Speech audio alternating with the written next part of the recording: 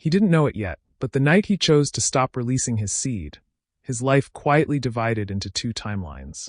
In one, he remained the same, drifting between impulses, distractions, and empty pleasures. In the other, a different version awakened, a version shaped by will, not weakness. Semen retention begins in silence, when no one is watching, and a man decides to reclaim what the world has drained from him. For most men, the decision feels small, almost insignificant. A private experiment, a test of will. But beneath it lies a truth older than civilizations. What a man does with his sexual energy determines the sharpness of his mind. When he stops releasing, something ancient stirs, the survival instinct, the warrior's focus, the instinct to rise above. He begins to notice the weight of his habits, the cravings, the impulses, the mental noise he always assumed was normal. Retention doesn't give him power instantly. It exposes how much of it he has been wasting. It shows him the distance between who he is and who he could be. Men who walk this path often describe the same sensation, a pressure building inside, not physical but psychological. As if something inside him finally wants to move forward. As if life is asking him to step up. It's not magic. It's alignment. And in the beginning, he doesn't understand what's happening. He only feels that something shifted, that his mind is strangely clearer, that his thoughts travel straighter. He doesn't yet know that this is only the first ripple of a much deeper transformation. Every man who chooses retention steps through a doorway. And once crossed, he never sees himself the same way again. Modern life is built to weaken men. Every screen, every scroll, every fantasy is designed to fracture focus and feed addiction. The man who starts retention begins, for the first time, to realize how overstimulated he truly was. He begins to see the invisible cage he lived in. Constant release wasn't just a habit, it was a drain, a subtle form of self-sabotage disguised as relief. Every time he released, the fog returned. Decisions felt heavier. Thoughts felt slower. He mistook exhaustion for personality, when in truth it was depletion. Semen retention forces him to confront a truth no one taught him. The brain can only be sharp when dopamine stabilizes. When he stops overstimulating himself, chaos fades. The mind stops trembling with every impulse. Silence, the kind he has not felt in years, begins to surface. He notices the patterns, the way his attention used to scatter, the way he used to chase comfort, the way pleasure controlled him more than he controlled it. Awareness is painful, but necessary. Men do not rise by avoiding discomfort. They rise by confronting themselves. The world feels different now. Colors look clearer. Thoughts feel firmer. The smallest tasks demand less mental effort. He begins to understand that discipline is not the result of strength, but the absence of chaos. Retention removes the chaos. And with it, the man begins to see. The fog he thought was normal was never normal. It was the cost of living in a world that feeds on weak men. Around the first week, something subtle but powerful happens. His mind becomes more linear, more intentional. He sticks to tasks longer. He finds himself finishing things he used to postpone endlessly. His focus no longer slips through his fingers. These are not hallucinations, they are neurological adjustments. When he stops overstimulating himself, his brain begins to heal. The receptors reset. Dopamine stops crashing. Attention stops bleeding. His mind, once scattered, begins to move like a blade. Small victories appear everywhere. He reads longer. He remembers more. He speaks with more clarity. Even his breathing changes, deeper, slower, more grounded. He begins to feel the presence of his own mind again, as if it was returning from exile. When I started studying semen retention, I felt a bit lost, not knowing where to begin. That's why I created a straightforward ebook with everything I wish I had learned at the beginning. It's a clear, simple, and safe step-by-step guide. The link is in the first pinned comment. Just click it. The man who practices retention doesn't get more energy. He recovers the energy he lost. What used to drain him becomes fuel. What used to distract him becomes irrelevant. This is the first taste of the mental edge, and once he feels it, he senses the potential for something greater. He becomes less reactive, more observant. He listens more than he speaks. His mind doesn't rush. It calculates. He feels a new kind of confidence, not loud or arrogant, but rooted, the confidence of a man who is finally in control of himself. And although the journey has barely begun, he already knows something. His mind is waking up. A man who cannot control his urges cannot control his destiny. And for the first time in a long time, he realizes this. Retention forces him to build discipline from the inside out. Not through willpower alone, but through alignment between his chemistry and his intentions. He wakes earlier, eats cleaner, wastes less time.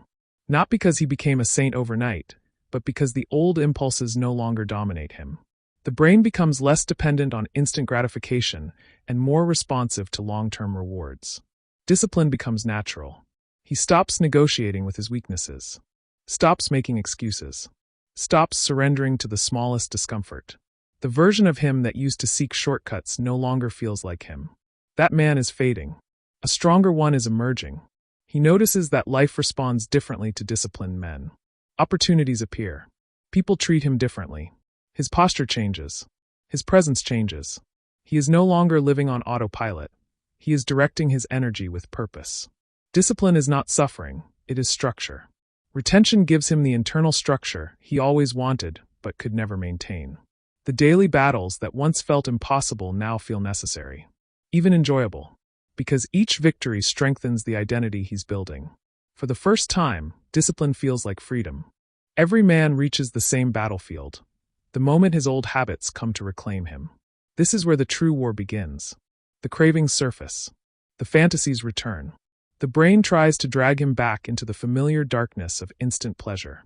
The most dangerous opponent is not the urge itself, but the old identity attached to it. The version of him that needed release to feel alive. The version that hid from responsibility. The version that chased comfort over growth. This identity resists death. The man feels torn. Part of him wants to rise. Another wants to surrender. And here lies the paradox of retention. Growth is not linear. It is a fight, a tug-of-war between who he was and who he's becoming. This internal clash forces transformation.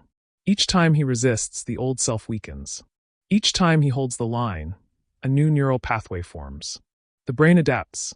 The identity shifts. He doesn't win because he is strong.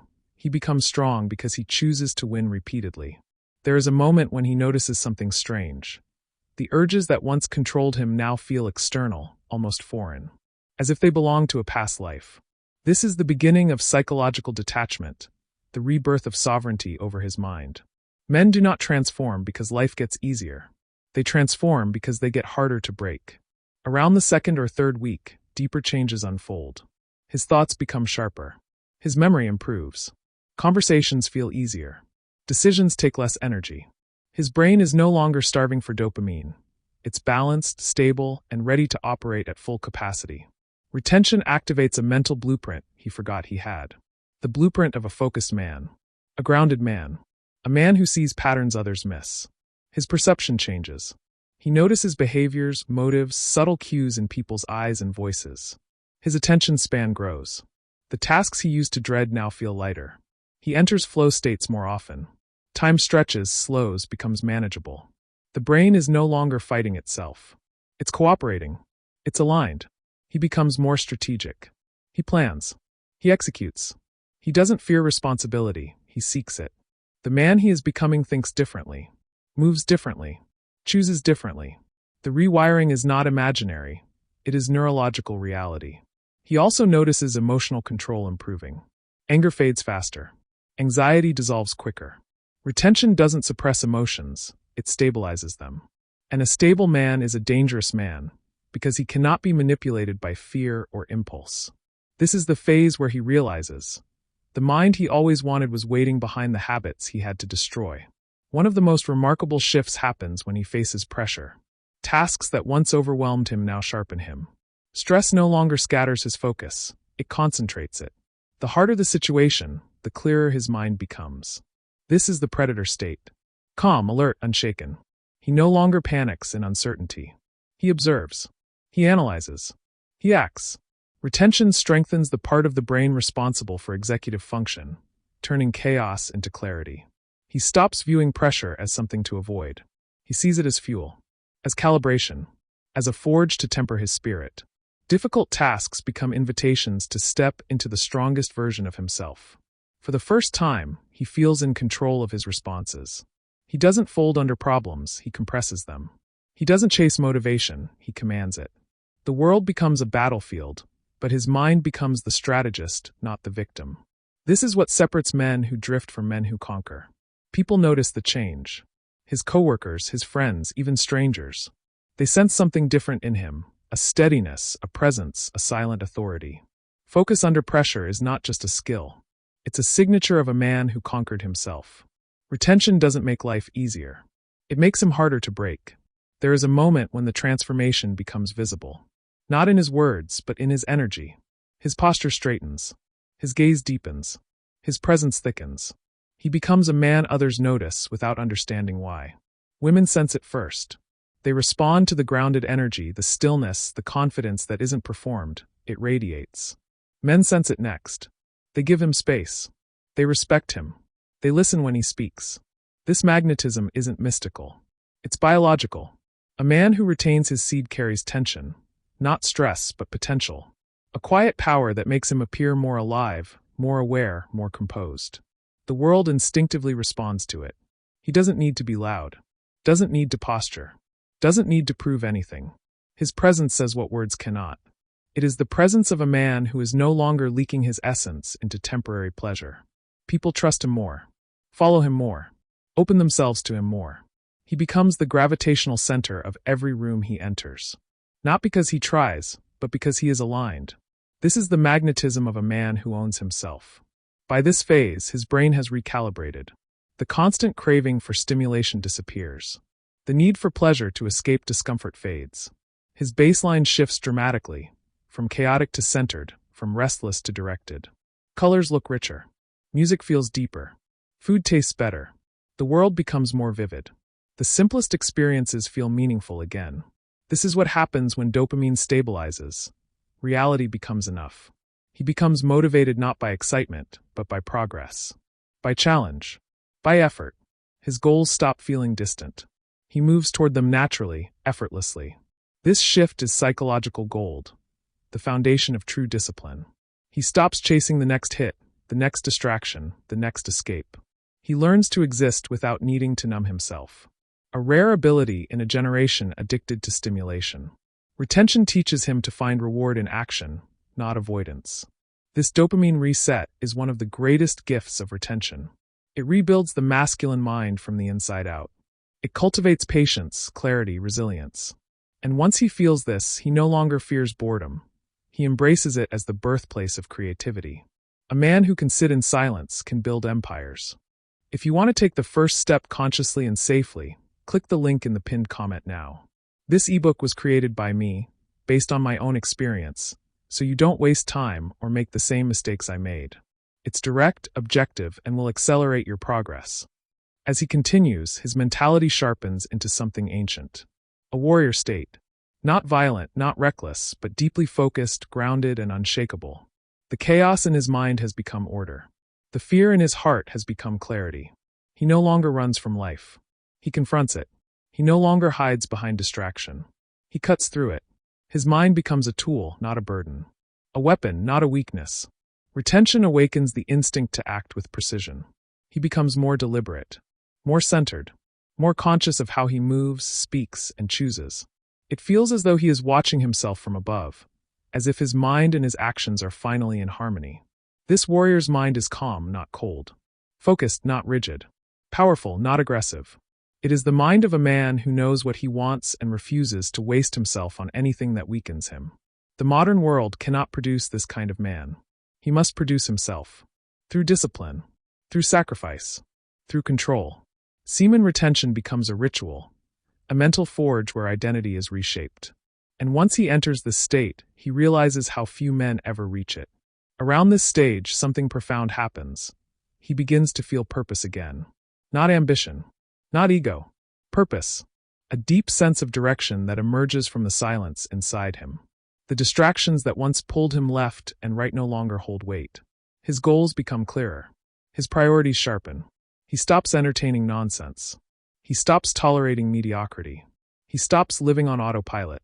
He realizes he was not lacking potential. He was lacking alignment. Retention aligned him. Brought him back to himself. Reconnected him with the hunger he buried beneath comfort and escapism. His dreams stop feeling distant. They become inevitable.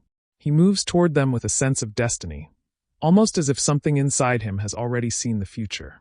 Purpose becomes a compass, a force that shapes his thoughts and actions. He begins to understand a truth few men ever grasp. When a man controls his energy, he controls his reality. The mind becomes sharper. The path becomes clearer. The mission becomes undeniable. Purpose is not found, it is revealed when the noise finally dies. There comes a moment at the end of the first month when he realizes something life-altering. He cannot go back. Not because relapse terrifies him, but because the man he used to be feels too small to fit into again. He has tasted what his mind feels like at full power. The clarity, the focus, the discipline, the presence, the control. To return to the old life would feel like betrayal, like abandoning a stronger version of himself. Retention is no longer a challenge. It becomes a standard, a natural state, a commitment to his evolution, a ritual of self-respect. He understands now that the greatest battle was never against urges, but against who he allowed himself to be. He walks differently, thinks differently, chooses differently. The world hasn't changed, he has. And the world responds to him accordingly. With respect, with opportunity, with recognition. He knows the journey continues. He knows there are harder stages ahead. But something inside him is irreversible. The identity shift. The rebirth of a man who refuses to waste himself ever again. The version of him who lived drained, distracted, and defeated is gone. And in his place stands a man with focus. A man with discipline. A man with the mental edge.